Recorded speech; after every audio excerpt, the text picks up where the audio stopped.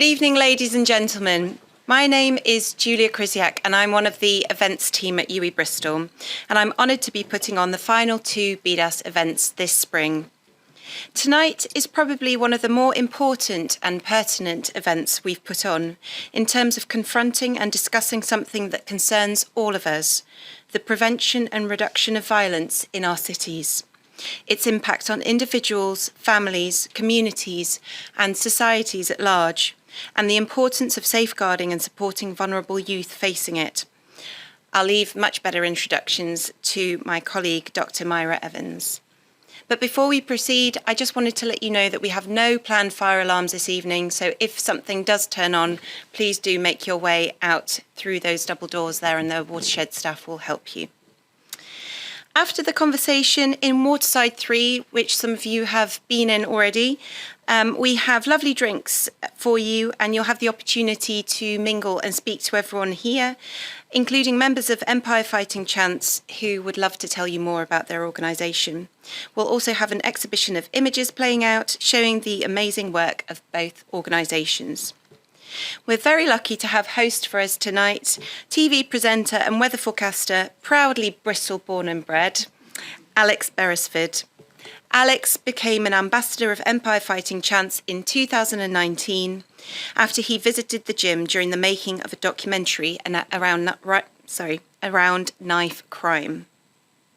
Since then, his support has been unwavering, from raising thousands of pounds, including a controversial Who Wants to Be a Millionaire appearance, through to advocating and inspiring young people about their decision-making.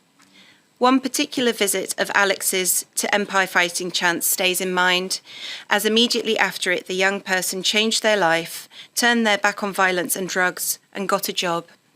Alex was his inspiration. Whilst it sounds counterintuitive, Empire are proud to call Alex an ambassador, not because he's a celebrity, but because he gets it, and that is rare. I now hand over to Dr. Myra Evans, Director of Partnerships at the School of Social Sciences at UWE Bristol, to give her own personal welcome and important UWE context to this evening's panel.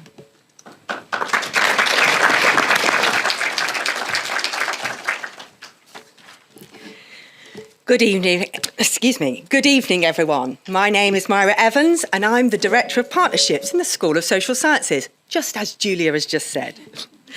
It's a real pleasure today to be standing here to introduce our panel and give you a flavour of how this has come about. About 18 months ago, our Vice-Chancellor, Professor Sir Steve West, received an email from the then Mayor, Marvin Rees, about the possibility of setting up an Office of Violence Prevention in Bristol. He wanted to set up an overarching organisation that coordinated the non-profit sector actions in tackling acute violence. And he asked if we could help. I was asked to meet with the Mayor's office to see what we could do. You see, the School of Social Sciences at UWE Bristol is home to our sociology, criminology and policing courses, to name but a few. We're often, as I often say, the people. It was at this meeting at the Mayor's office that I met Martin Bisp. Martin is the co-founder and CEO of the multinational award-winning organisation Empire Fighting Chants. He started his career within the financial and investment sector, but while he was volunteering at Empire Amateur Boxing Club in Bristol, he and his co-founder Jamie Sanager witnessed a drug deal. They intervened, which eventually led to the creation of Empire Fighting Chants.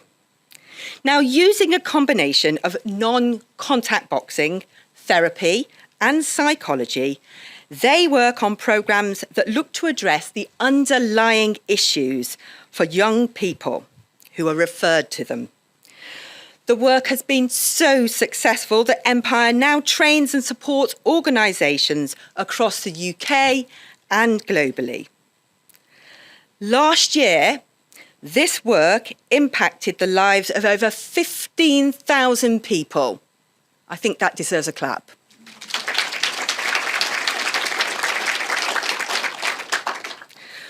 Martin then introduced me to the wonderful Jan Fox. Jan is the Executive Director for Reach Edmonton, Council for Safe Communities and Office of Violence Prevention in Canada. She believes the best solutions come from within communities. Jan was a driver in establishing the Alberta Office to Combat Trafficking, as well as the Not in My City provincial network. She also served on the Alberta Human Trafficking Task Force. Outside of Reach, Jan co-chairs the Canadian Municipal Network on Crime Prevention and represents Edmonton in the Global Peace in Our Cities network. She also leads the new Rotary Indigenous Committee. She's very busy. Jan also used to manage labour relations for the Government of Canada and was a warden at the Edmonton Institute for Women. Now, Martin wanted an evidence-based approach for his proposal and was keen to understand what worked and what didn't at other offices of violence prevention around the world, including Reach, and what we could learn here in Bristol from it. So I coordinated a small group of academics from UWE Bristol from across 3 schools, people with expertise researching knife crime, youth crime and violence. And Dr. Craig Johnston, our 3rd panel member, was one of those people. Craig is a senior lecturer in criminology here at UWE and has over 30 years' experience in the fields of youth justice, psychology, education, social work and health in the UK and in the USA. He's published world-leading research in these areas. Also on the panel this evening is Mariella Miller-Davis, bringing that all-important young person's voice. Mariella has been through Empire's programme, building on her own lived experiences, and now supports other young people. She is a bridge between Empire as an organisation and young people that they exist to support. Her passion for impacting the lives of her peers for the better is infectious. Mariella's role as co-leader of Empire's Youth Voice enables her to grow as a future community leader. Her unique and valuable skill set allows her to understand the young people Empire are trying to support, while striving to influence meaningful change in her peers. There are many fantastic organisations in Bristol and beyond doing great work in this area. But tonight's discussion will look at how these 2 organisations, Empire Fighting Chance and Reach, have worked together across the ocean for the greater good of 2 cities. It will also shed light on how UWE's research is helping to evaluate and understand these approaches. Audience members, please join me in welcoming Martin Bisp, all the way from Canada, Jan Fox, Dr. Craig Johnston, and Mariella Miller-Davis.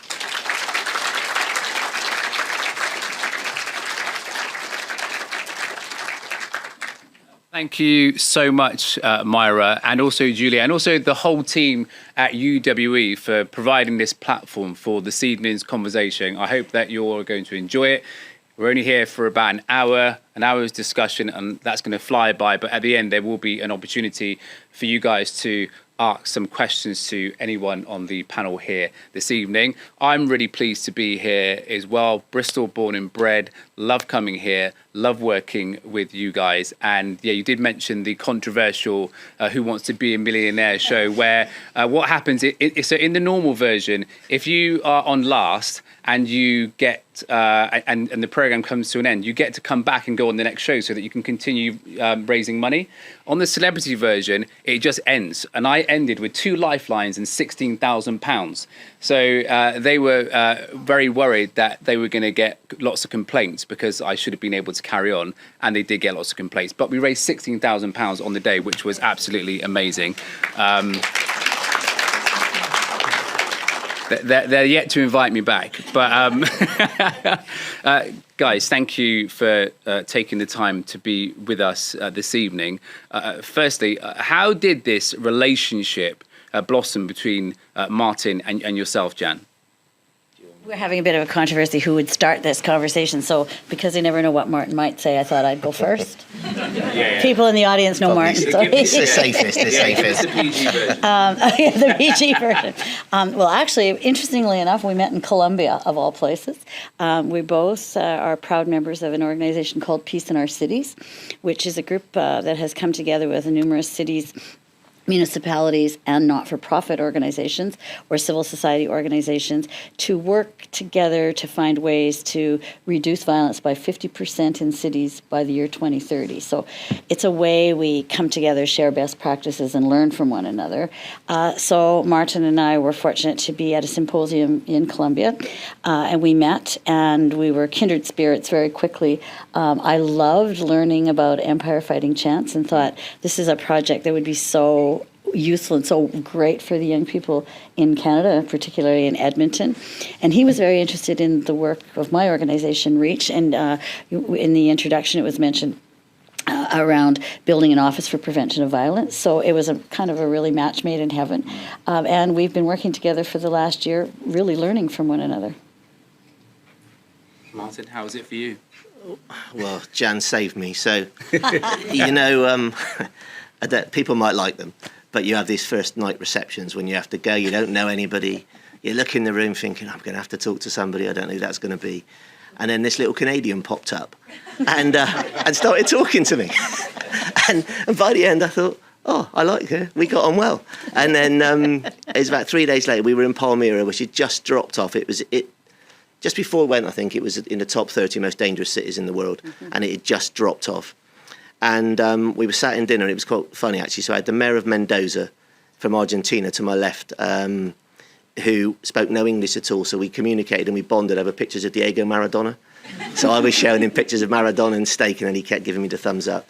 And then to our right was Oscar Escobar, who was the mayor of Palmyra. So I was sat opposite Jan and her husband, John. And we just spoke all night. We got on.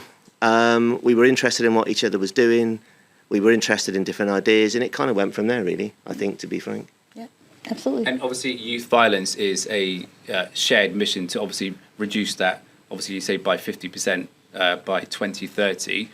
It feels like it's going to be quite a steep journey in order to make that happen, because as we know, this is a local problem here in Bristol, it's a national problem here across the UK, but it's also a global problem, as we all see, and obviously social media has a huge impact on that and brings everything just so much closer. Absolutely. So even things that are happening over the other side of the Atlantic, say in Edmonton in Canada where we are, obviously do touch us here in Bristol as well. And I'm sure some of the reasons around youth violence and some of those risk factors are very much the same. So I just want to introduce Craig Johnson, who is one of the senior lecturers at UWE in criminology.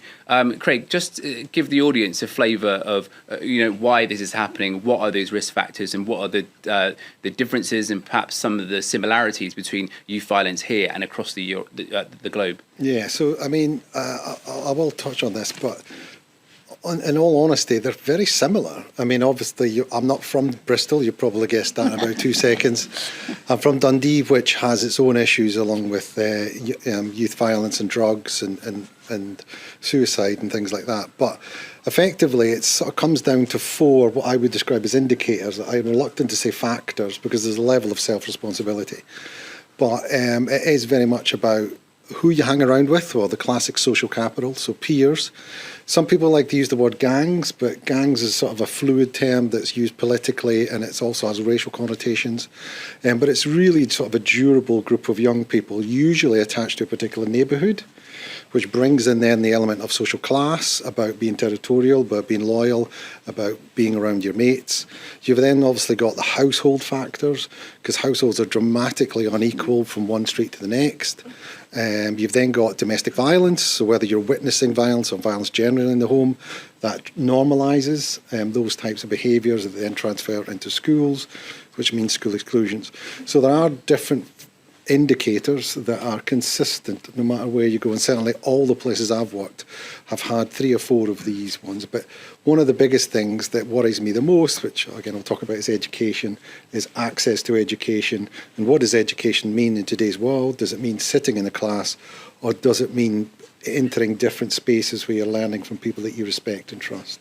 And have those risk factors changed over time? Well, the good news is that youth violence is actually going down. It's gone down for a number of years, but serious youth violence is stubborn, and it's actually growing. The biggest indicator, the biggest factor now is online.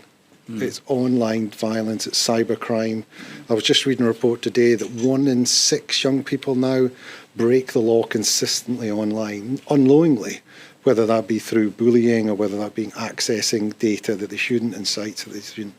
So a lot of this, what we consider violence now, is changing dramatically. And unfortunately, I'm of a generation where we didn't have phones, so therefore we have to learn from young people around us this. What does that mean in a real life context, and how does that then develop into what we would describe as violence? Yeah. Well, we might be dinosaurs, but we do have a young person on the panel this evening in Mariella. Thank you so much for being here. Mariella, you've actually been through the system, actually, with Empire Fighting Chance, and now you work for Empire Fighting Chance. Tell us a little bit about your story and how you ended up there.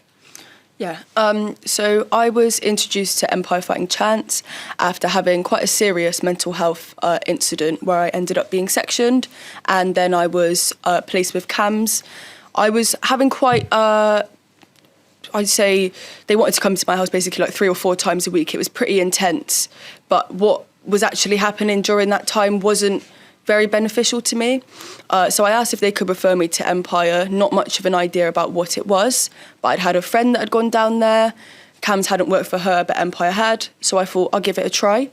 When I first got down to Empire, I was put onto the box therapy course, and I think immediately what was just so different about it for me was, like, it just doesn't feel like I was there to speak about my problems.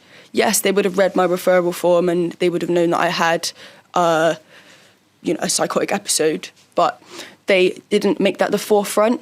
I came in, it was about the sport, it was a place I could let off steam, it was a place I could exercise, and there was a qualified therapist there as well. So after engaging on that course, that built my confidence up a lot. At that time, I was in my 2nd year of A-levels, and I wasn't attending college to begin with, but by the end of my box therapy course, I felt confident enough to start attending college again. Then I completed my A-levels and passed, thankfully, and still used the power and the tool of boxing to sort of regulate myself and carry on with my life, basically. So then I started on a leadership program, which is where you basically learn to teach your own boxing course. And that, for me, was one of the most empowering things I'd ever done. From kind of coming from a space where I didn't really want to leave the house, didn't feel confident, didn't really even know who I was to a certain degree, to I found this new love for a sport, and now I'm going to be able to teach other people how to do it. It was amazing for me to have that kind of power in my hands. Literally. Yeah, literally, yeah. But it felt really powerful for me, which I think is important. And then, as you can kind of probably grasp now, I'm a bit of a chatterbox. So then I started doing a few different kind of speaking events and sharing Empire's message, because it is really important. And I think sometimes if you're a young person, you just feel like there's no option. You're at the end of the road, but you're definitely not. So I started sharing Empire's message, and then I spoke at our annual quiz. And by this point, this was my whole safe space and like pretty much my community down there. I knew everyone, I loved everyone. It was my space. So I just shamelessly decided to ask Martin for a job in front of everybody, all of our funders, all of our supporters. And as you can tell by me being sat here today, that managed to work. So I'm really pleased about that. So you asked for a job? Yeah.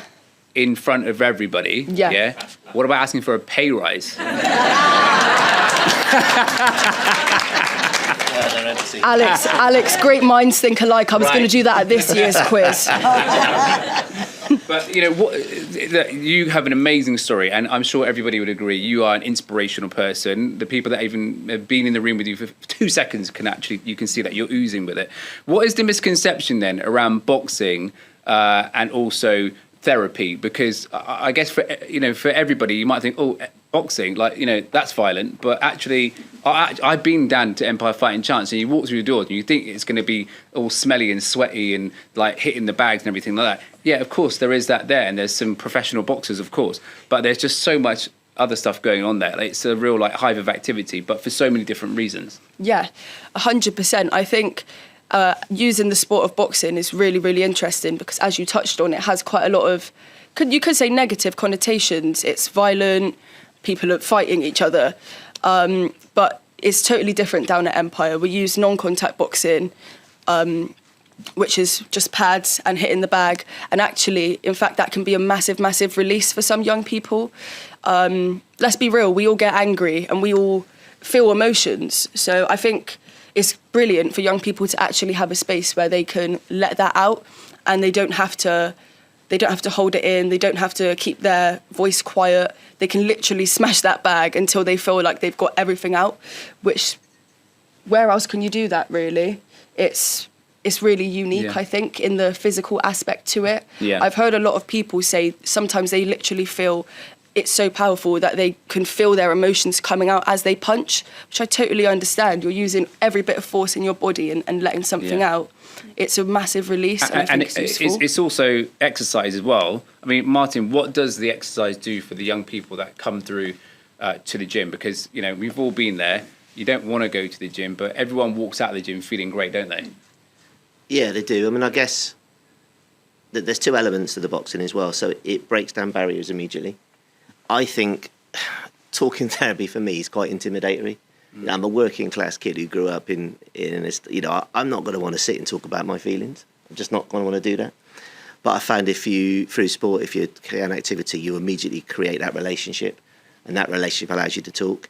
But then obviously the physical activity, the endorphins and stuff, you feel better. And what we find is the exercise allows us to have those conversations. It allows young people to feel more confident and to open up. And also with the box champion stuff, which we're delivering a series of sort of psychological messaging implicitly, they're able, I think they get themselves into a space quite quickly where they're able to talk, they feel better about it, and as a result they'll interact. And I think that breaks down so many barriers, plus that physiological change means that any kind of exercise, but in our case boxing, is a really powerful tool to make the difference. Yeah. And it really is, because you guys are working with so many kids, and obviously Jan as well, actually reaches in its 15th year. Yeah. Congratulations. Thank you. Tell us a bit about the work that you do in Canada, and what are some of the similarities and the problems that you're facing at the moment? Yeah, so I guess I'll say at the very outset that it's a little bit different. And I think what we're doing is what we would call an organization or an office for the prevention of violence. And what our work is, as was mentioned in the introduction, is we believe that the best solutions lie within community to violence or crime and social disorder, whatever you want to say. But often community doesn't have capacity to address the solutions. They have the solutions, but they need the capacity. Right. So my organization, we call it a capacity building organization or a backbone organization in some cases. And really what we do is we bring groups and organizations and citizens together to tackle problems differently. We want them to work together better and differently. We want them to break down barriers. Yeah. I think what's really important is we're looking at ways to increase efficiencies, decrease any kind of duplication. There's enough work for everybody, but how can we work together sort of better and differently? And one of the examples I like to talk about is actually around a youth violence program. So many years ago, we had an opportunity to bring some significant funding in to deal with a youth gang initiative. And I agree with you, I don't love the name gangs, but in this case it was a gang prevention initiative. And traditionally what would happen is all the organizations that work with youth would in fact apply for that grant and effectively compete against one another. So we brought everyone together and asked them if they would take a leap of faith and work together in a collaborative application. And the long and the short of it is like 13 years later, we got all of the money to Edmonton for the grant, and those groups continue to work together, and the kids get better service. So it's sort of a one-stop shop. So it may be a young person needs help from an Indigenous organization or an African serving organization, but or not, and we work together to make sure that child or youth is getting the absolute best intervention. Yeah. So the idea really is a center of excellence, an area where we bring people together to solve complex issues, because the world is changing greatly, feeling many of the same pressures, no doubt, that you are. Our cities are changing, immigration is changing it, all sorts of things are happening. We can't continue to do things the same way. Craig, what are some of the best ways in which we could engage young people in community initiatives? It depends on what you're trying to engage them for. The biggest disconnect that I found, certainly when I was working, and the research backs this up, is about who you trust, is about the ability to develop the types of connections. I don't like the word relationship, it's too personal. To develop the types of connections that allow you to engage that young person and find out what their interests are. So, for example, I've worked with young people who it took me weeks to find out they liked fishing. And it sounds strange, but if you've ever taken a group of young people night fishing, they will sit quietly for 6 hours hoping to catch, say, a carp or whatever else. So first and foremost, it is about building that connection. So what kind of connection can you build? And that's the responsibility of us as practitioners to find out what that connection is. But also, in terms of policies, allowing the time and the space to do that. The other part of it is providing spaces for young people to go to, and particularly in the north, and it's happening in Bristol, youth centres have been decimated. Funding's been taken away. We'll never recreate these spaces because they're now flats. So the spaces like Empire Fighting Chance are hugely important because you're not only making a connection with young people, but you're also able to put them into a space. But you've got the usual suspects as well in terms of early intervention, seeing the signs, knowing people that you can develop or quickly develop those types of connections and relationships. So it's about multi-agents, about working together with all the organisations and finding the right space for those young people. So that may be in school, and probably 8 times out of 10 it is school that is the hub of that activity, but often it's other areas such as Empire Fighting Chance, for example, as you've rightly said. It just offers a different space. But that initial trusting relationship is hugely important, and we've kind of lost that a little bit, certainly over the last 15 years with, dare I say, the word austerity. Mm-hmm. But certainly it's a very difficult question to answer, but trust is central to that. Absolutely. Building those relationships. Yeah. Martin, how do you guys build trust at Empire Fighting Chance? Because I guess there are some cases where you get literally 10 or 15 seconds to engage that young person. Consistency. The gym, as you know, is friendly. We make a point of making it friendly. Yeah. So there should be a coach waiting for somebody in reception when they come in. They're greeted by a face. But I sort of go back a little bit to Craig's point, I suppose. And I've got a friend, funny enough, who is Colombian. And he talks about proximity. So we sort of all know this, but there's a lot of stuff around serious youth violence that talks about young people trust those from their community.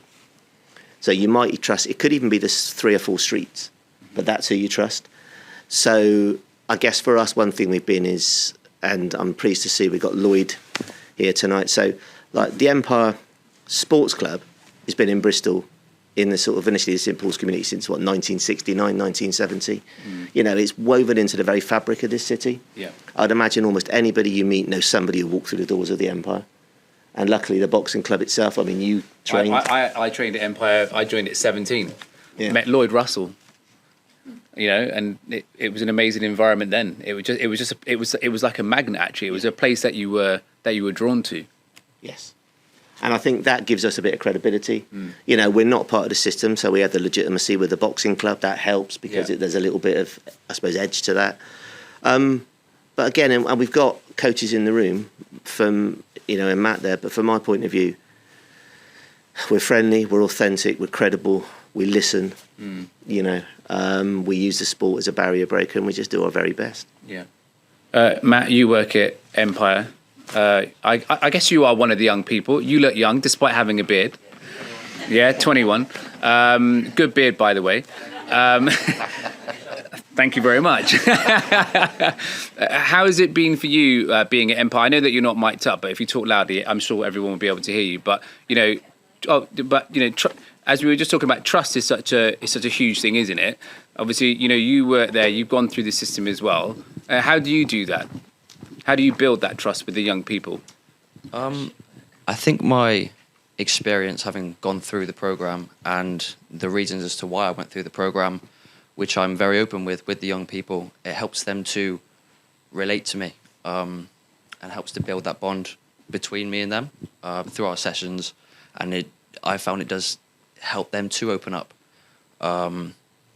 I was exposed to a lot of violence myself growing up. Wasn't involved in it myself, but what I grew up around and what I've seen, when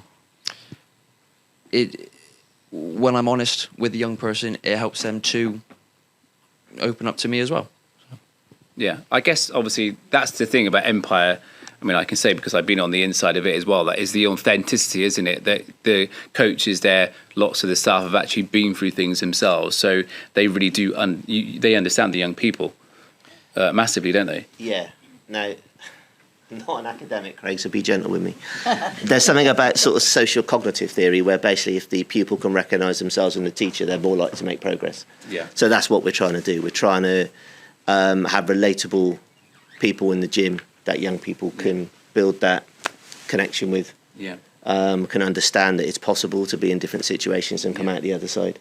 And that's really important. The credibility thing's important. And again, like I said, from my background, I'd want to see someone that walked and talked like me. I wouldn't want to see somebody that, maybe was posh and had a different lifestyle. Yeah. Jan, how do violence prevention officers help to address all levels of violence? Yeah, that's a really good question, and I'm going to try to narrow my answer down a little bit. But I think what's really, really important here that we've been talking about is violence. And until we address violence in the home and all levels of violence, we're never going to change that in our society, especially if I think you mentioned it, whether young people are victimized by it or witness it. It's something that is going to causes quite an incredible wave. So what we think is that if we have an office of excellence, or an office like for prevention of violence, ours is really, we don't call it that, we call it a community coordinating council, but the same kind of idea. So that there's somebody that is actually focusing on ways that we can prevent violence. So I said earlier, too, that we want to bring groups and organizations together so that we're all pulling in the same direction, so that we're finding those efficiencies, right? So those things are really important. We also can learn, when we have an office, a lot of what we do is we do research and we do evaluation. So we look at the impact. We've learned so many times that sometimes we do things just because we think they work, but they don't always. Sometimes they can actually make things worse. We've had examples of that. So it's really important that we do evaluation and that we are willing to change if it's not working or tweak it a little bit. But that's something that our office, the Office of Violence Prevention, can do is really focus on that evaluation. The other thing we can do is we can research. We can look at what's out there. Where are other examples of excellence? That's what we've learned through our work with Peace in Our Cities and others. As was mentioned earlier, I'm with the Canadian Network on Crime Prevention and Community Safety and Wellbeing, and we learn from all municipalities across Canada and beyond. So I think that's really. You have someone who can, an office or an organization that can really focus on it. That's really my full-time job. We don't do any direct service delivery, and we're not a funder. It's my job is to bring people together. Sometimes it's just to put the coffee on the table, to throw lunch so we can all come together and take that time to really look into what are some of those root causes. And I think that sometimes gets missed. And we often, and I often say in Canada in 4-year political cycles, we're often wanting a quick fix solution, or maybe just have more police officers on the street, that's going to be the solution, when in fact it's not the solution. We have to look at how can we prevent it from happening in the first place, and that's a longer term solution. How do we address those needs through programs like Empire Fighting Chance and others? How do we really address those root causes? So how do we address those? Like what is the solution? Is it more work around the family, for instance, like the family unit? There's so many things, and again, I'm not the academic here either, but to me, a lot of the root causes are around poverty. The inequities in society, that's huge. Yeah. Racism is a major issue for where we are. Lack of education, all those things kind of dovetail, and I think it was mentioned in the introduction that in my previous life, I worked in corrections, and by the time people got into my jail, it was almost too late. Their lives were ruined. Their families' lives were ruined. So how lucky am I now to work at, and I know now what causes people to come into conflict with the law. How do we stop it from happening in the first place? Yeah. But we need people to understand it's an investment, and it's a long-term investment. You're not going to see the results immediately. REACH was created to reduce violence in our community over one generation. I think we really need to start thinking about that. Yeah. Of course, we want to have programmatic interventions along the way, really, really important. But let's remember that we need to focus on and fund the root causes. And, collaboration everybody agrees that collaboration is important, but people are so busy in their day-to-day lives. You need an organization like ours that can do that collaboration piece while they're busy doing the service delivery. And it costs money to do collaboration. And so it's a bit of a shameless plug that I've learned from you that we really need to get people to focus on investing in prevention, even if you're not going to see the results tomorrow. Yeah. Mariella, what does it feel like for a young person today? Obviously Craig was actually alluding to the fact that youth violence is down. Yeah. Do you feel that way as a young person that's like working in that environment at the moment? And also, secondly, what are the other factors? Because I watch a lot of social media, and sometimes my algorithm gets hit with, violence and knife crime, and sometimes you actually do end up scrolling past it because you become desensitized. Yeah, 100%. I would say I am aware of some statistics, so I know it's not as high as it feels, but the way it feels for young people at the moment is as if it's one of the biggest issues we have, specifically around knife crime in Bristol. That's become one of the most... It's like we nearly see it once every other week, it feels like. It's becoming a real regular occurrence, and it feels like nearly everybody will be carrying a knife. And I've I've gone into workshops, in schools, and we ask them questions, for example, like what's the percentage of the people in the UK that you think would be carrying a knife? I've had a lot of kids say to me like 20, 30%.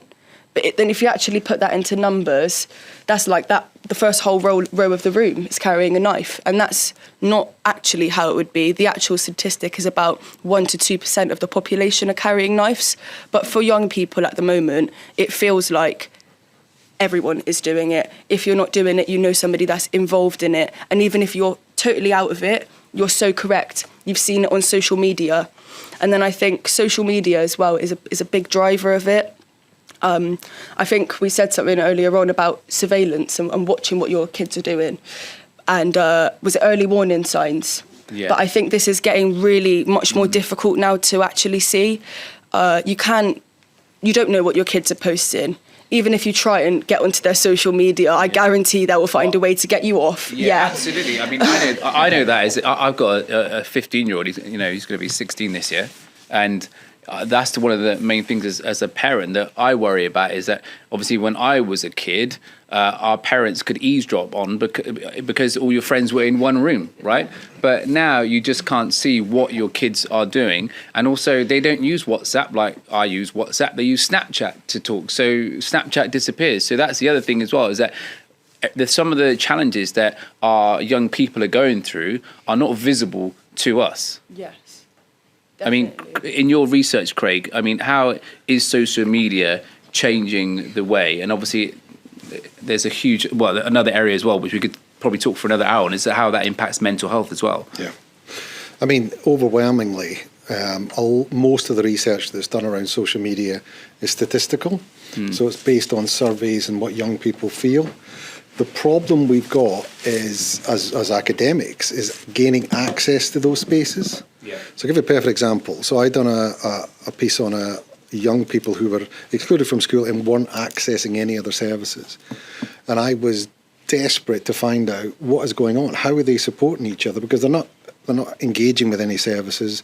They're not doing anything. And it took me years to get through ethics, just to get access to young people to speak to them on the streets, and I was desperate to get access to WhatsApp, and I was quite surprised. And one of the things that's not picked up in research is the fear, the thought that somebody else is talking about you online because you're excluded from groups. And those are things that can often be resolved pretty quickly. 20 years ago, you would just confront someone, like, what are you doing? Or you'd see someone. But you don't pick that up at all, and it's poorly picked up on the research around the lived experience and the fears. But very much there is apps, there is spaces and places where young people go, and it's quite a positive experience as well. They're supporting each other, and that's another thing that I found in the research. They're actually finding their own support systems and then reverting back to the old tactics of connecting each other with trusted adults within the community. Like, I worked with him or her or them, and they're able to support me. They were good. So it's that sort of informal networks. The problem we've got, as you're more than aware, is it's hidden. It's hidden from adults. And we need to sort of bring it to light and have a positive discussion. And young people are very much at the forefront of that. But as a researcher, it's frustrating that I have to wait a year just to gain access to those spaces. Yeah. How do you guys face social media challenges within your organisations? As you said, it's really, really hidden. He does. Yeah, sorry. That's why you got married. Yeah, she needs a pay rise. Yeah, it's really hidden. Like, I've literally got a lot of young siblings as well, and some of them are now coming up to the teenage years. So I feel like the mum trying to watch what they're doing, and my little brother's blocked me, and I asked him straight up, "Have you blocked me?" And he straight up lied and said, "No, I haven't." I know what it looks like when you've blocked someone. I've done that, been there, done that. But they're literally trying to hide it from you. And then, as you said, it doesn't help with apps such as Snapchat, where the messages delete in 24 hours and there's no trace of what's been said. And it makes it really difficult for us as well, because as you said, like, for example, online bullying, that is something we see a lot of kids struggling with that come in through our service. And for them, it's really, really, really damaging.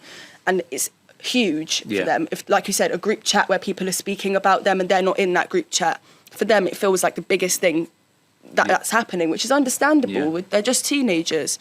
But I think definitely the increase in phone stuff has made everything a lot more challenging. As you said, I cannot think about having to sit on a home phone and even chat to my friends. Like, it would just be so, like, invasion of privacy. I need to be in my room with my door shut to do that. And, you know, what's happening in the kids' room with their door shut, they could be speaking to anyone and you don't know. Yeah. Absolutely. And obviously mental health plays a huge part in youth violence as well. I mean, that must be one of the biggest challenges, actually, at Empire Fighting Chats, and also, I guess, for you guys over in Edmonton as well, is that how do you manage, like, poor mental health and the impact that has on young people committing youth violence? Yeah, I mean, I suppose, to going back to somebody's point earlier, like, urban violence is incredibly complex. It's incredibly complex. So there are multiple ways in which urban violence is fed. For us, I would say, I'm going to make this up a little bit, but I bet 80% of the young people that get referred to us have got some kind of mental health problem. And our programmes are basically either therapeutically or psychologically informed. So whilst we're delivering the boxing and it's non-contact, we've got a retained psychologist and we've got a team of therapists, of which Elaine, the head therapist, is here tonight. So we're looking, like, what I really care about, and the only thing I really care about, is whether we could actually make a lasting change. Otherwise, like, nobody wants to be a busy fool. So there's no point in us being an organisation that doesn't actually make any difference. So a lot of the stuff we do is around that sort of, it's like whether it's therapeutically or psychologically informed. And I would say a good 80% of young people that get referred to us have some kind of mental health challenge. And Jan, I guess you find it very similar. I maybe just go back a little bit too to the conversation around the online stuff as well. And we're working with some partners who are doing a project called Don't Click, and it's about educating kids in high school and even at the university and college level about the dangers of getting involved in violent activities and how not to click, and it even gets into some of the fake news kinds of things, because it's just crazy out there. So being able to have them aware and understand what the impact is a huge thing. The other thing, mental health for sure. Another area that we're really looking at is early intervention. So sadly, we've many stabbings, young people stabbings in Edmonton as well. And one of the places where they might be really available early for help is in the hospitals. So we've had doctors approach us, pediatric surgeons approach us and say, would you be able to bring some programming in so that we can offer some help to these kids right after this has happened, because they're scared and they're vulnerable and they need support. So for us, it's really been about right place, right time, and having really, one of the things I've learned all my career is what really can make a difference in a person's life is if there's at least one person who cares about them and who will walk alongside of them, whether it's at Empire Fighting Chance or whether it's through one of our gang prevention programs where we believe that the natural supports in the community, like the old-fashioned way of one social worker and one young person, is just not effective anymore, because when that relationship, I like what you said about relationship too, when that ends, the young person has nowhere to go. So we believe in sort of a wraparound program to deal with many of the different needs that young people have, and those natural supports, whether it's I have to say ice hockey because we're from Canada, whether it's a hockey coach or a school teacher or a senior citizen or just anybody, those people that are in the community, so that young people can really feel part of something. And I think to get at what you're saying, not feel excluded, which I think many young people feel excluded because of all the online stuff, but also just where's their place. And if they have that one person that can walk that path with them, it's really been effective. Can I bring it back to mental health? I'll give Yeah. you a perfect example of how the connection between mental health, drugs, and serious youth violence. So I got referred a young person who was, and I worked in an adolescent psych unit for 7 years in New York, so I know, the difference between psychosis and whatever else. And I got a call from his mum, and I went upstairs, and he was under the bed covers with a knife. So I was like, right, calling all the services, and we don't have capacity to take this young person. So I was with the young person for a considerable amount of time. I then got 2 CAMS, and if anybody knows anything about CAMS, it's Child Adolescent Mental Health Services, and they said, well, there's a waiting list of almost a year and a half, and now that was 6 years ago that this was the case. So what do you do if you've got a mental health concern? You then smoke weed to try and deal with that mental health concern. This young person was in debt to £100 because trying to deal with the mental health through smoking weed. At this point, we're starting to see things in the television. And he was saying, do you see that in the television, Craig? So this was escalating. There's only 12 beds in a particular region for inpatient for young people. So he was £100 in debt. And then what happens? He couldn't pay the £100. Therefore, the organised group of young people who were the dealers came through and broke his legs. Because if you're not paying your debt, then there has to be a consequence to that. And that all stemmed from this young person having a mental health crisis. And it was, probably 2 months later, but that accumulated that level of debt. So that's the type of examples where mental health has a real impact and has a very direct connection to youth violence. And I guess that's where organisations like Empire Fighting Chance come in, because you're able to actually offer, I guess, consistency, but also a range of different treatments, whether it's therapy or perhaps exercise. Yeah, in fact, to be honest, that was probably one of our drivers. So I know some of you heard the story before, I don't want to bore you, but one of the reasons we started doing what we did is because we had a young man referred to us who had obvious mental health issues. And I rang CAMS and I tried to book him in. Like, I didn't know, did I? So I was like, well, is he at crisis point? I don't think so. Has he tried to kill himself? No, we can't see him at all, type thing. And then, if we can, it would be, I think it was a year then. And I remember I was just so shocked. I could not believe that you could be at crisis point, even at crisis point, and have to wait 12 months, let alone not be at crisis point and never be able to access stuff. I was so shocked that I sat with Jamie and I said, we've got to do something. Both of us were like, we're going to have to try something. So the reason we started to use the sort of therapeutic stuff and the psychological stuff is because we just saw something and we didn't like it. And we could not believe that, and this is maybe a crass example, but could you imagine having a physical health problem, I don't know, cancer, and they come back and go, Alex, it's good news, it's stage 1. Come back when it's stage 4 and we're going to have a gamble. Yeah, we'll have a gamble. We might be able to save you, Yeah. we might not. But we're doing that with mental health every single day. It's scandalous. So we just couldn't sit by and what it happened. And that's why those programmes started, because we saw something, we really didn't like it. And I didn't know if we could do anything, but I did know that I'd rather give it a go and fail than sit there and watch more and more young people go for a system that wasn't right for them. Yeah. I mean, actually, you've had both experiences, haven't you, Mariella? As in, you went through CAMS and then you ended up at Empire I Fighting have. Chance. So, I mean, what difference did it make for you? Yeah, and I have to say, like, although I don't personally love CAMS, somehow I managed to bypass this waiting list, and they were working with me within days of the start of my psychotic episode. But despite this, the work that they were doing with me didn't feel like it was really that helpful. It didn't feel like it was meaningful as to what I was going through. It felt like they would ask somebody that was suffering with anxiety the same questions that they're asking me, who's had a pretty serious psychotic episode.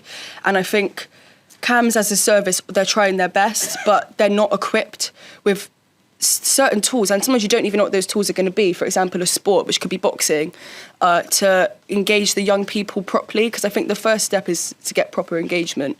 Because then the difference when I came to Empire was me being engaged by the sport, basically, before then thinking about accessing the therapy. I think just the closed clinical therapy setting is really difficult for a lot of young people to access, definitely, especially working class people.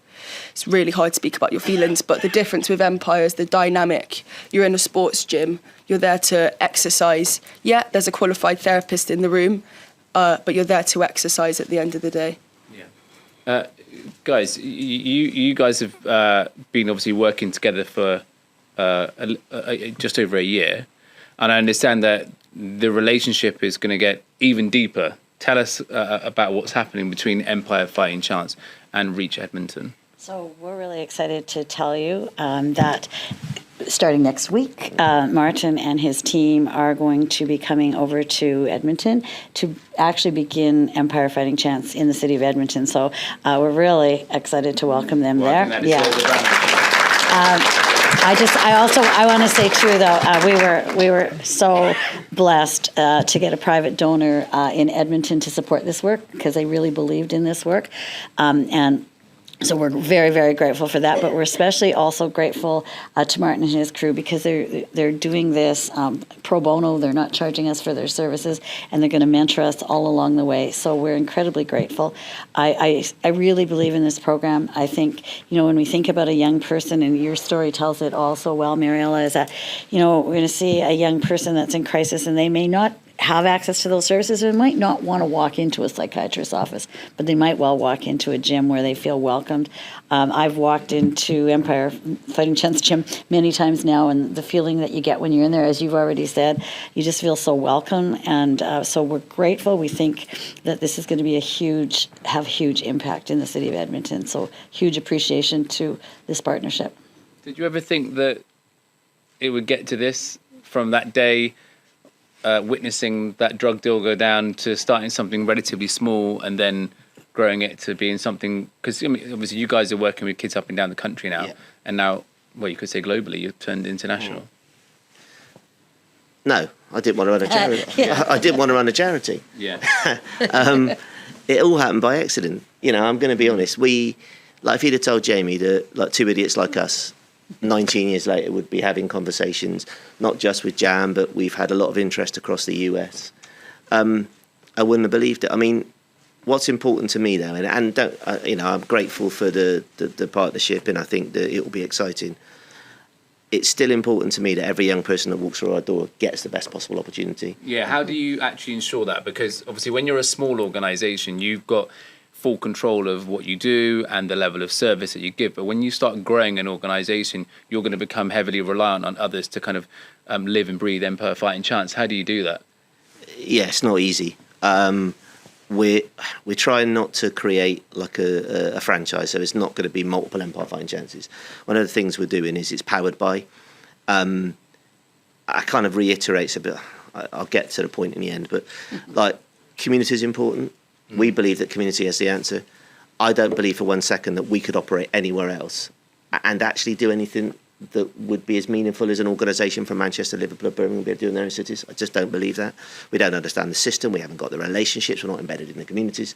So I think and in fact, I've spotted him over there. So one of the reasons that this started happening is that we were getting real pressure to grow. I had funders asking me to grow, but they wanted me to replicate what I'd done in Bristol. I didn't think that was right. I had cities and some politicians asking us to do it in different places. I didn't think that was right. And then there's a funder that Paul, who reached out and said there was a particular fund and they wanted to invite us to apply for it. And it was part of it was about maybe growing our impact in and growing what we did. And we sort of said to Paul, look, could we just train other organisations? And he said, yeah, basically. So a lot of organisations, the boxing clubs we train, they come to us for 2 days at our expense. We put them up in a hotel, we give them 2 days training, and we support them for at least 12 months. So the important thing for me is twofold. One is that, and this sounds a bit glib, but you could walk in our gym and I could leave you inspired. That's fine. But that doesn't mean you're going to deliver the programme. That doesn't mean you make a difference to young people. The difference comes over that 12-month support, that 18-month support, that 2-year support. So the first thing we're trying to do is embed a longer-term relationship that we can support that organisation. Then they need to grow sustainably. And I had this conversation, I did see him earlier, I don't know if Des is still in the room, but like people have to be paid for this work. You know, so there's no good having a kind of short-term intervention that you have young people in, it lasts for 6 months and it disappears again because you're letting everybody down. Absolutely. So we're working on ways that we can build our organisational strength. So those boxing clubs, for example, have raised in excess of £4 million. And they've worked with 15,000 young people. So we're not only making change, but we're sort of making that transformation sustainable. So for us, there were elements like that. And then the second bit is trickier. It's quite difficult now. At the beginning, you know, we were almost having to convince people to be part of the programme. Now, for every one club that we accept, we probably have 8-10 applicants. So we can start picking the best organisations that we can see in the country. We visit them, and we visit on multiple occasions. When you walk through a door of a boxing gym, you can tell how the coach talks to the young person. You can tell if they're swearing. They're not for us. That sort of stuff you can tell. And then beyond that, we're looking at a basic framework of impact management that will go across all organisations. So we can also start to judge the impact of different organisations and then compare it across networks, across cities, across countries. So eventually we should be in a position where, you know, we might even be able to push policymakers to consider boxing as a different way of doing things. Well, actually, it was mentioned in PMQs today, I'm sure. We did have a mention in Prime Minister Questions, which was quite cool. But nobody cares what I say in Bristol. You know, politicians aren't really bothered about what this little Bristol organisation says. But you know what? If we can get, as we have got, if you get 15,000, 20,000 young people and you start creating impact management stuff and you start able to articulate the impact you're making, then you've got half a chance of making a change. Yeah. Everything that you've said screams consistency, and you have been consistent. What difference does consistency make, Craig, to a young person? It's the centre of everything. I mean, I say this from a research perspective as well. So there is a mountain of research, not only in sports, but you'll find this in psychology, you'll find this in most sort of disciplines, social work, nursing, all these sorts of things. So the centrality of consistent connections and relationships is hugely important. And the easiest way to explain that is in the home. The people you trust the most exist in home. That's why home is so important in terms of research, and that goes through multiple layers in terms of interventions. I think for me, the problem we've got at the moment is sort of rewinding some of the things that we've done in the year. So we talk a lot about targeted interventions. The problem with targeted interventions is they only last 8 weeks. So it takes you 3 weeks just to get to know a young person, another 3 weeks to do something, and then 3 weeks of saying, all right, so we need to finish soon. Instead of sort of building that type of connection and genuinely letting the young person decide when is the end here. And that is proven out, again, not only through research, whether that's called closure in psychology, or whether that's the young person no longer requiring the services of social services. But for me, it is rewinding some of the things that's been done. The assumption that issues are individualistic, so we need to talk about communities, we need to talk about poverty, because another factor or indicator that we talked about is social economic status. That brings in the community. So without addressing poverty, and I use the word class because it's a bit more provocative. Absolutely. because we use it all the time, but we never really, what is that? And it's exactly what Martin says. It's authenticity, it's loyalty, it's, humanistic values, it's community. So we need to start thinking seriously, politically, what does class mean? How do we talk about class? What does the emphasis on class? Because if you come from a working class background, and you've said it as well, it's such an important part of your life. And let's talk about it. Let's have that discussion about what that actually means. Does that mean the denial of resources, or does that mean a celebration of community and loyalty? So all of these things need to come out in terms of research, but that is consistently looking at the indicators that we've known and hasn't changed over the last 60, 70 years. Let's take that seriously rather than just looking at individuals and saying, oh, that's great. Let's look at these sort of organisations within communities that have been doing this type of work for years. It's got forgotten, and this is a great chance to relaunch that, I think.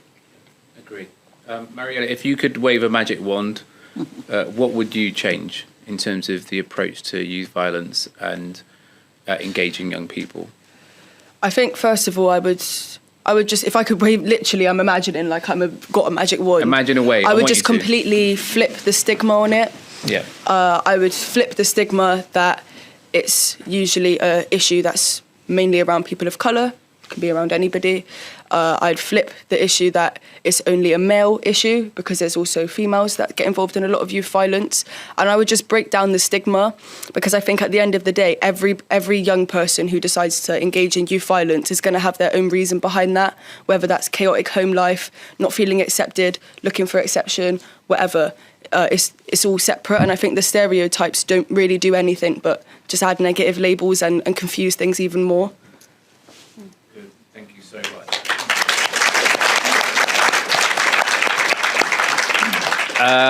You guys have been amazing. We're going to open it out to the audience now, and I think we've got a few microphones that will be roving around, able to take some of your questions. So if you'd like to ask a question, please raise your hand, and we will do our best to get to you.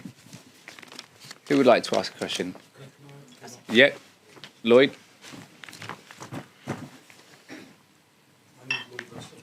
Oh, is it on? Yeah, it is. Try again. No. Oh.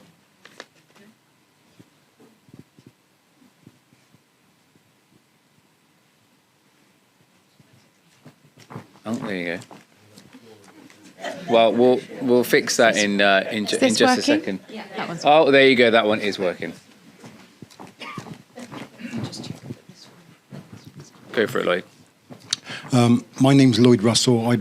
I'm fortunate to, I'm one of probably the oldest mentors in this city, because I've been around a long time. It's my 69th birthday coming up soon, so that's how long I've been in this game. Anyway, I would just like to endorse some of what you're saying, because I've been fortunate to work for the academies through the years. Cabot Learning Federation, who I believe are one of the funders now, or we're fighting chance now. Yeah, I've worked with them for 8 years. I've worked with numerous secondary schools as a mentor.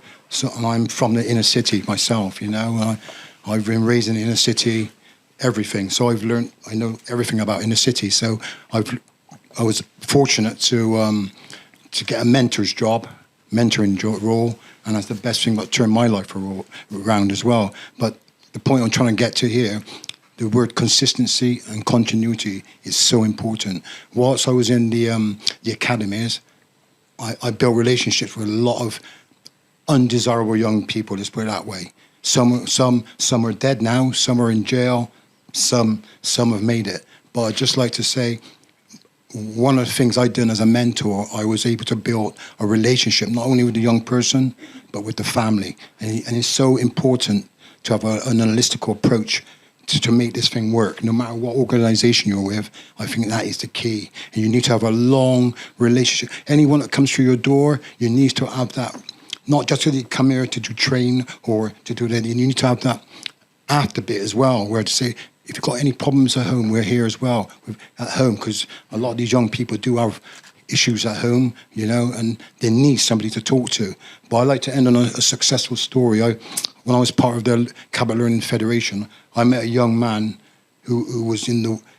He could have easily gone to jail, easily. And because I had that long relationship with him, we're talking 7 years relationship, that young man went from being a thug, just put it that way, and I put it lightly. That young man now is vice captain of England rugby team now as we speak. And he's worked through those... I'll say his name. His name is Ellis Genge. I was his mentor from when he was a young lad to where he is now. And I like to say, recently I just recovered from a little bout of prostate cancer. And Ellis was one of the first people to ring me to see what he can do for me. And that's just down to trust, everything. And he was saying in his story that one of the things, you're not, just because you're a mentor or whatever you are, you ain't got that right to be, you know, just with that young person. They want that trust, and you've got to earn that trust as a mentor. You need to earn that trust. And that's why I've been blessed over the years, the 30 years I've been mentoring. I've had the skill and the know-how how to mentor kids, you know, and I'm an old man. But Ellis, again, is one of my most powerful story I can talk about. And he often in talks talk about the relationship he has with me. And one of the things he said is because he trusts me and I was able to engage with him, you know. So I just like to endorse what... Is it Craig? Sorry, your name, sorry.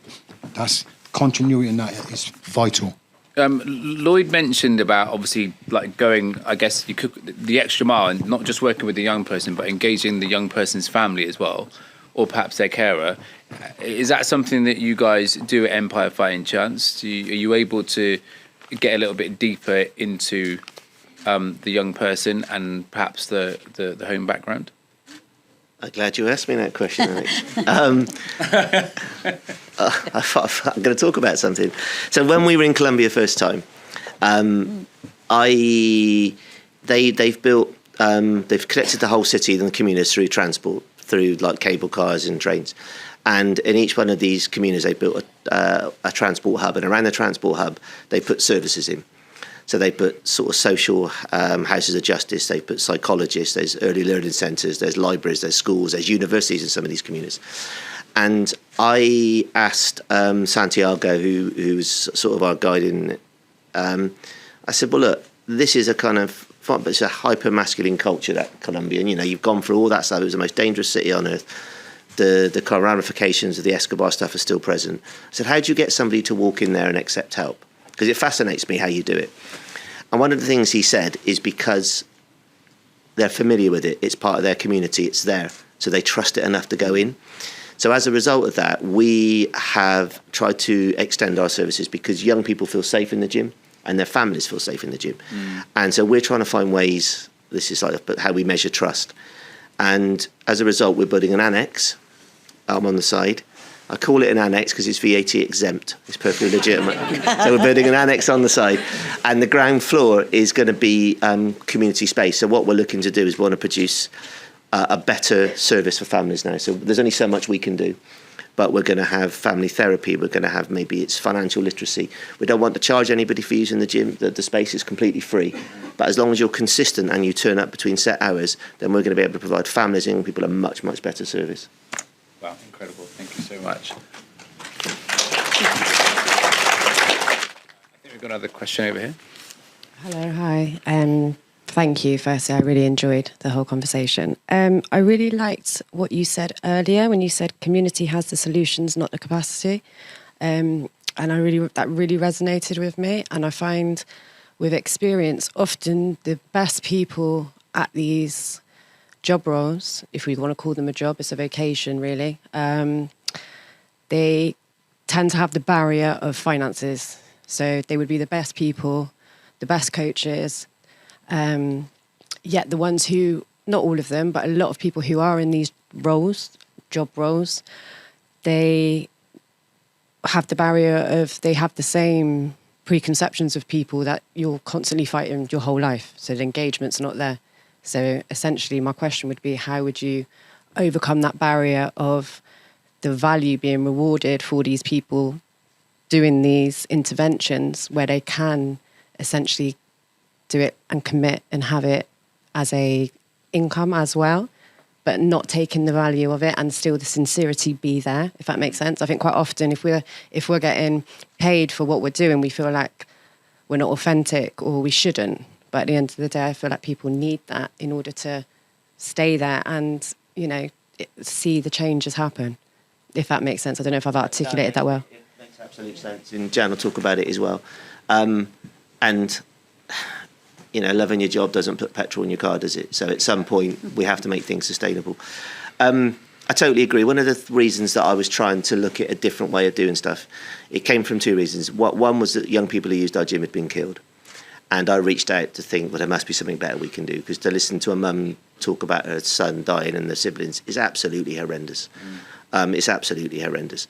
And peace and honesty, I didn't really care about Bristol, truthfully. I cared about how could we be better at Empire. That was what drove me. And then the conversation I had is they talked about this thing called Office of Violence Prevention. And one of the things that stuck with me, and one of the things that Jan can explain, but they do so well, is they convene. So they provide like infrastructure support. So there's lots of brilliant people in Bristol, I think, that do fabulous jobs. You know, you could say that, you know, Empire is £100 million. We can't solve these problems on our own. You know, I'm not going to sit and pretend I can. So what you need is those local people. But the problem is they also need to be rewarded. We need to find ways that stuff's sustainable. And so for me, the kind of beauty of this, whatever you want to call it, this coalition or this violence prevention group, is that actually you build capacity, you help those people find sustainable income. We make sure that they might not be great at grounds, or they may not be great at doing some of the paperwork, but actually the capacity is given to them. So I think that we need to take that seriously, because I think of people that I know that do absolutely brilliant jobs in the communities we're in, but they're maybe too small to get a big grant. They're a one-man band, but their work's phenomenal. And a way of bringing people together under this kind of coalition means that those people who are doing that jobs should be paid properly, and that service should be consistent. I don't know whether you want to... Yeah, you did a really good job of answering. Pretty much was going to say the same thing, but thank you so much for asking that question. You know, one of the things that's been really difficult, we often ask people, we call it lived experience. You know, I don't know if you guys use that term here too, but we ask people for their expertise, and we ask them to come to tables where they maybe don't even feel comfortable or welcome, and then we ask them to do it for free, even though we're all sitting around the table getting paid ourselves to be in that room. So we really, in Reach, we really embrace that concept. So if we're talking to somebody, we make sure that they're reimbursed for it. So whether, you know, sometimes it's money, sometimes it's food cards, sometimes it's whatever that person needs. So we don't expect them to come to these tables without having some sort of remuneration. So that's really important. But I think the work of REACH, or another organization for an office for the prevention of violence, is really around helping those grassroots community groups build the capacity they need to implement those solutions that they already have. So it is, like Martin said, and I want to reiterate, that is, they don't maybe know how to apply for the grant. They don't know who to talk to. They don't have, so it might be leadership training. It might be grant writing training. It might be just getting them to the right contacts, to people that they get to know. And it might be hiring them. Really important to bring people whose voices need to be there. The other bugbear I have, and I didn't grow up in the not-for-profit sector. I worked for government for many years, but when I came to the not-for-profit sector, I was struck by the fact that we have this sort of sense of, oh, poor me, we don't really deserve that much. We're supporting others, and so we should maybe even have enough food on our table. And we have organizations that we work with whose staff don't make enough money to even feed their families. And I think that's wrong. I think we need to reposition this and think about it as the third sector. We have the private sector, public sector, and we have a not-for-profit sector. And I think they should be valued equally. So, I'm pretty passionate about that, and I'm really appreciative that you brought that up. No, thank you, and thank you very much. Did we answer the question? I think so. Yeah. Any more questions? Oh, yeah, just there.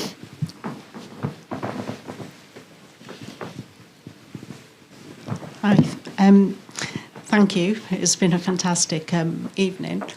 I just want to go back a little bit and ask Craig and Mariella a question around if one of the growing areas is social media and the issues that we're now facing, or now, you know, something new is happening again, you know, we don't know, and something new will happen tomorrow.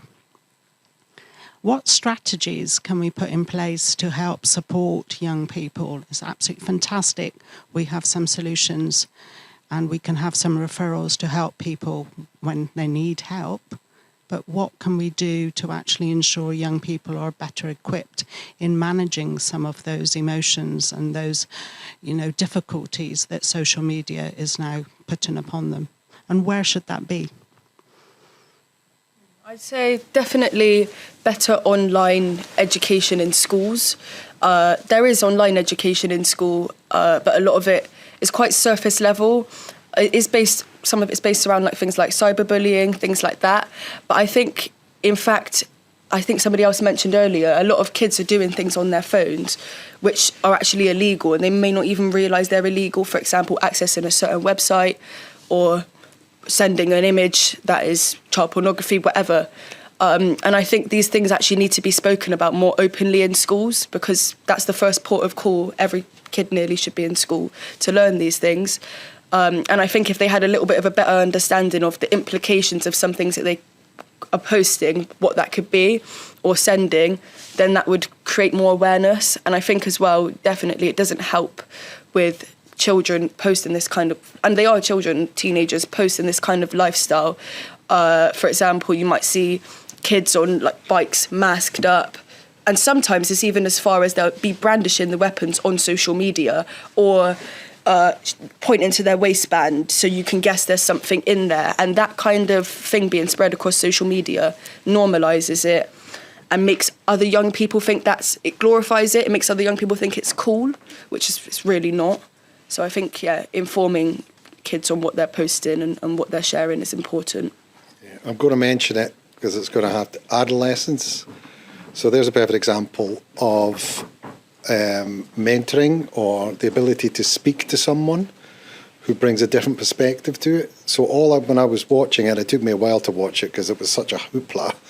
I was like, I can't watch it because it's, but there's a young person who could have benefited from speaking to someone like yourself about, or bringing, a different perspective to the world other than social media, for example. The other part of this is education, but education gets used for everything, and schools are getting a bit, let's do everything in schools, and that's problematic because teachers can only navigate systems that they understand.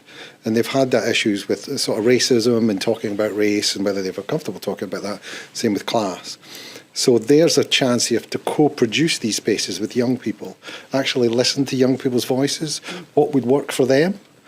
Because as I say, I switched off social media about 15 years ago when I was taking a kid in the car who was in care, and she was taking pictures of herself. I'm like, what are you doing? Snapchat. And I was like, oh, that's me out at that point. But there's a perfect chance to start to build a world that they understand and what might be effective for them. And for me, that's classic and great youth work. The problem with youth work goes back to what you were saying about paying. The average pay for a youth worker is £19,000. Mm-hmm. The average pay for a Tesco worker is 23. Yeah. So having the ability to people to work with young people to create those spaces, create alternative voices, and reduce the stigma about the ability to speak about those concerns. But and they also, a lot of the research actually says that online spaces are good spaces. It allows people to create narratives and stories about their communities and themselves that otherwise we wouldn't hear. But it goes back to the fundamental aspect of getting involved and allowing young people to get involved in their own lives and come up with solutions as well. But you need people to pay people to do that in order to do that well, and people who understand that. There's no easy solutions, unfortunately, but certainly it has to be young person led, if that makes sense. Thank you. We've got time for one more question. I'm not making the choice. Rock, paper, scissors.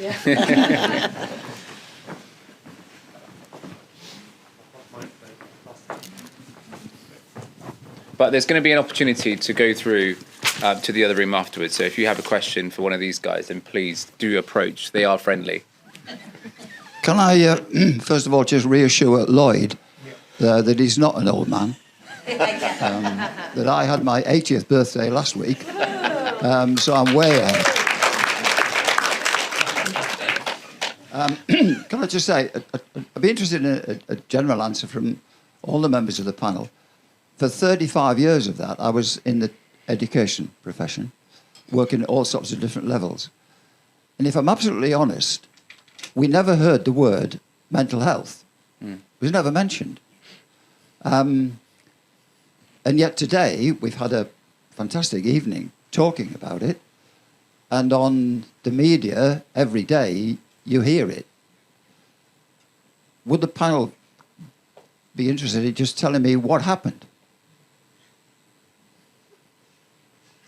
That's a big question, Rob. That is a big question.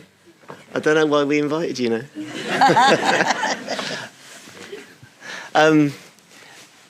What happened, I'm not sure. What I would say is that we've noticed a change.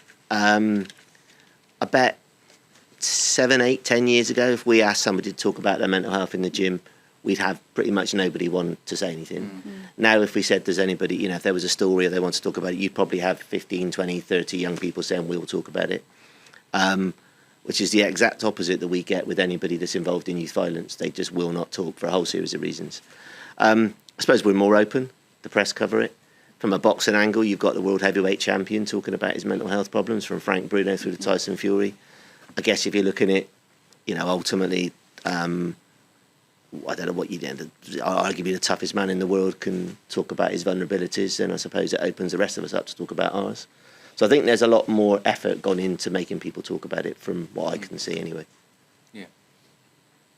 Yeah, I would 100% agree. I mean, in Canada, we've had celebrities, Olympic athletes who've come forward and talked about it, making it feel safe. But I still think that we have a big stigma. I don't think we're there yet. And I think schools is a really important, to your point, schools are an important place where we need to talk about it.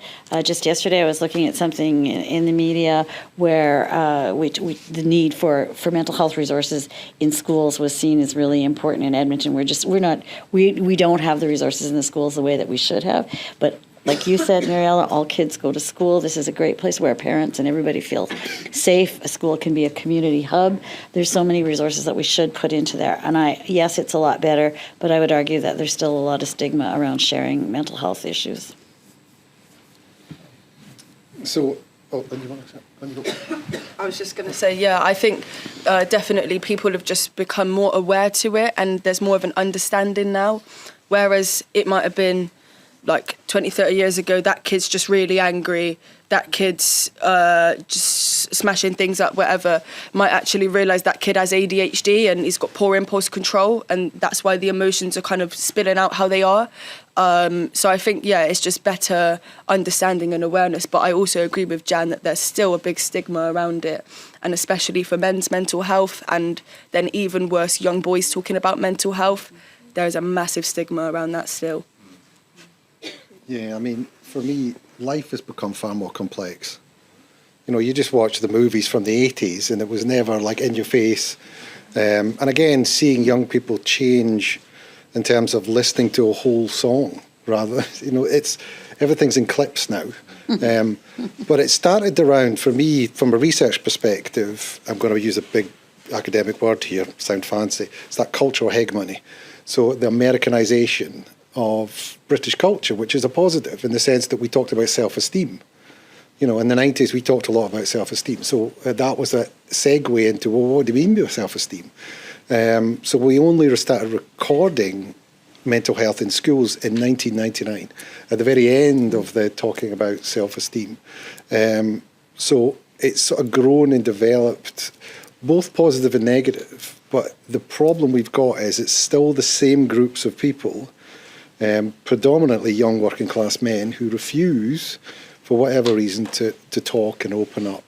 And those are the very people who, unfortunately, are involved most, although not all young women as well, are more likely to be involved in crime. But so it's sort of spawned up from the idea that we can and we should openly discuss that. And that's to do with movies, it's to do with the Americanization or the cultural hegemony of culture, really. But where this sort of leads is interesting, because what worries me a little bit about things like youth work, for example, in order to survive, we've had to take on psychological modules and sort of ignore the structural issues, the poverty and the class and sort of individualised problems, rather than seeing it as a sort of whole community, that should be involved. And that's kind of where things like public health approaches are very, very important as well.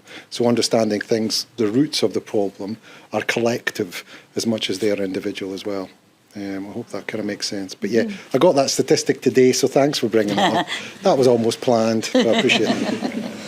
Okay, guys, thank you so much. I hope you found that very interesting. I hope you learned something. I hope that you feel impassioned. I hope that you'll go away today and perhaps look at Empire Fighting Chance, look at Reach, and maybe even get involved yourselves. And good luck with whatever you guys are doing as well, because I'm sure there's some people in the audience that have been doing similar things and have come here to kind of be inspired. And I hope that you have been inspired, because these guys have been amazing. Can you give a big round of applause to Martin, Jan, Craig and Mariella?